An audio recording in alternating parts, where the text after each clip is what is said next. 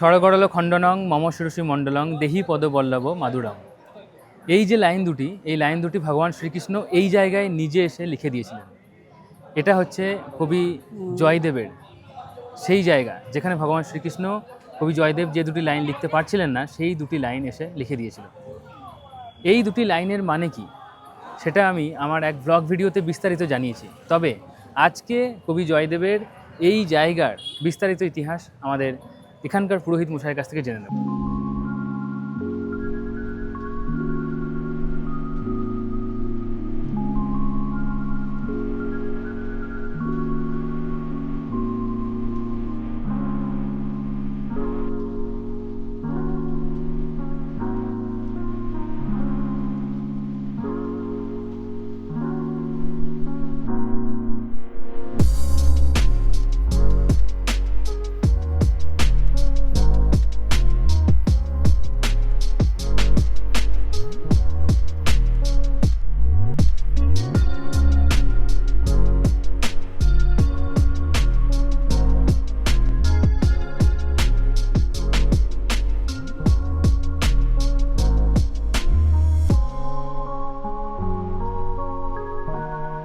এইটা হচ্ছে জয়দেবের জন্মস্থান অর্থাৎ জয়দেবের বাড়ি। এই বাড়ির উপরে মন্দির। এই মন্দিরটা করে গেছেন বর্ধমানের রাজা কীর্তিচাঁদ বাহাদুর। কবি জয়দেব উনি যেতেন এখান থেকে কাটোয়া গঙ্গায় স্নান করতে 365 দিন অর্থাৎ রোজ। গঙ্গা দেবী জয়দেবকে স্বপ্ন দিয়ে বললেন, ভক্ত জয়দেব, তোমাকে এখানে আর কষ্ট করে আসতে হবে না, আমি নিজে উজানে যাব কদমকুণ্ডের ঘাটে মকর সংক্রান্তির দিনে। উনি মকর সংক্রান্তির দিনে ওনাকে স্বপ্ন দিলেন, ভক্ত জয়দেব, তোমাকে এখানে আর কষ্ট করে আসতে হবে না, আমি নিজেই যাবো মকর সংক্রান্তির দিনে। জবা ফুল হয়ে যাব, তোমার কোলে গিয়ে পড়বো, তুই স্পষ্ট করে আবার ছেড়ে দেবে, আমি আবার অন্তর ধ্যান হয়ে নিজের জায়গায় বসে যাবো। উনি গঙ্গা দেবী দর্শন পেয়ে গেলেন, ছোট্ট করে একটা মেলা বসিয়ে গেলেন সংক্রান্তি পয়লা দোসরা, এবং যেটুকু নগরা দিতেন সেটুকু আদায় করে দিতেন। কারণ উনি আহার, নিদ্রা, অর্থ তিনটে ত্যাগ করলেন। উনি একটা গীত গোবিন্দ রচনা বই লিখেছিলেন, এসে মারাগারালা খণ্ডনা মামাশির সে মন্ডনং দেহি পদ পল্লব মুদারম। এই লাইনটা লিখতে পারেননি, কারণ কৃষ্ণের প্রেমিক হচ্ছে রাধা, রাধার পদযুগল কৃষ্ণের মাথায় রাখতে বলছে, সেই জন্যে উনি কিন্তু লেখাটা লিখতে পারেনি, অসমাপ্ত হয়ে রইল। তারপরে ওনাকে স্বপ্ন দেয় জগন্নাথ, ভক্ত জয়দেব তুমি আমার পুরীর ধামে এসো। উনি পুরী কিন্তু গিয়ে পৌঁছালেন। বলছে, প্রভু আমরা আদেশ করছেন? বলছে, হ্যাঁ, তুমি আজকে অনেকটা পথ হেঁটে এসছো, বিশ্রাম করো। তুমি যে গীত গোবিন্দ বইটা লিখেছো ওটা আমাকে পড়ে শুনিয়ে দাও। বলছে, ক্ষমা করবেন প্রভু, কারণ আমার ওই লেখাটা আমি লিখতে পারি নাই। বলছে, ওটা কোনো ভক্ত লিখে দিয়ে যাবে, তার জন্য চিন্তা নাই, তুমি যেটুকু লিখেছো সেটুকু পড়ে আমাকে শুনিয়ে দাও। উনি গীত গোবিন্দ বইটা পড়ে ওনাকে শুনিয়ে দিলেন। জগন্নাথ উনি কিন্তু মুগ্ধ হয়ে গেলেন। তারপরে জগন্নাথ মন্দিরে ওনার ছিলেন সুদেব ব্রাহ্মণ, উনি ওই জায়গায় পুজো অর্চনা করতেন। প্রত্যেক দিন পুজো ভোগ দিয়ে উনি বাড়ি চলে যেতেন।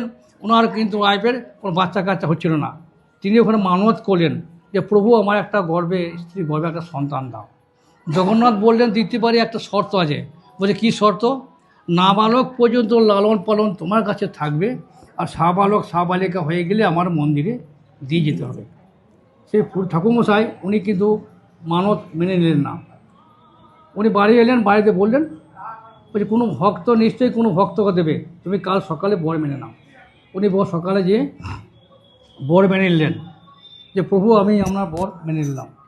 তারপরে সেই জগন্নাথের মন্দিরে উনি আদেশ করে একটা জন্ম হয় কন্যা। জগন্নাথ নাম রেখেছে পদ্মাবতী, সাবালিকা হয়। উনি আবার জগন্নাথ মন্দিরে দিয়ে চলে আসেন।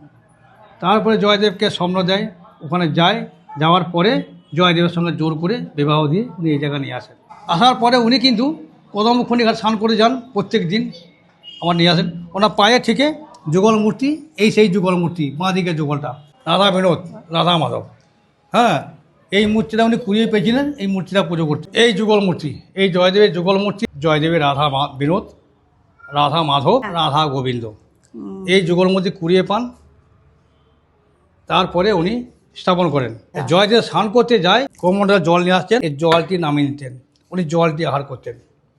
আহার, অর্থ, নিদ্রা তিনটে ত্যাগ করলেন। কারণ আহার করলে নগর যেতে হবে, নিদ্রায় গেলে আমার রসভঙ্গ হয়ে যাবে, লিখতে পারবো না, আর অর্থ হলে আমাকে ছুটতে হবে, হাত পাততে হবে। 3টে বিসর্জন দিলেন যে আমি লাস্টের লাইনটা লিখব। সে লেখাটা উনি কিন্তু লিখতে পারেন নাই। জোরপূর্বক সানাই বাজিয়ে পদ্মাবতীর সঙ্গে জয়দেবের বিবাহ দিলেন। উনি কিন্তু বিবাহ করতে চায় নাই, যে আমি সংসার করব না, সংসার করবো না বলে ওনার সঙ্গে জোর বাজিয়ে সানাই বাজিয়ে বিয়ে দিলেন। বিবাহ দেওয়ার পরে উনি এই জায়গায় বসে জয়দেব স্নান করতে গেছে, সেই গ্যাপটুকুর মাঝখানে স্বয়ং কৃষ্ণ চলে এসছে। পদ্মাবতী, আমার লাস্টের লাইনটা মনে পড়ে গেছে, তুমি স্নান করবে না, স্নান পরে করবো, আমাদের লেখাটা ভুলে যাব। কারণ জয়দেবের ছদ্মবেশে স্বয়ং কৃষ্ণ এসছে। ওনার পদ্মাবতী হাতে উনি খেয়ে চলে গেলেন। ও ভাবছে আমার স্বামী বটে, স্বামী নয়, বাঁ হাতে করে লিখে দিলেন দেহি পদে পল্লব মোদারাম। তারপরে উনি বিশ্রাম করছে, ওর পাশ দিয়ে চলে গেলেন। বলছে পদ্মাবতী আজ গোবিন্দের সেবা না দিয়ে সেবায় বসে গেলেন। বলছে আপনি সেবা দিলেন, আপনি যে লিখলেন, বলছে আমি এখনও লিখতে পারি। দেখি তখন দেখছে কৃষ্ণের লেখা দেহি পদে পল্লব মোদারাম।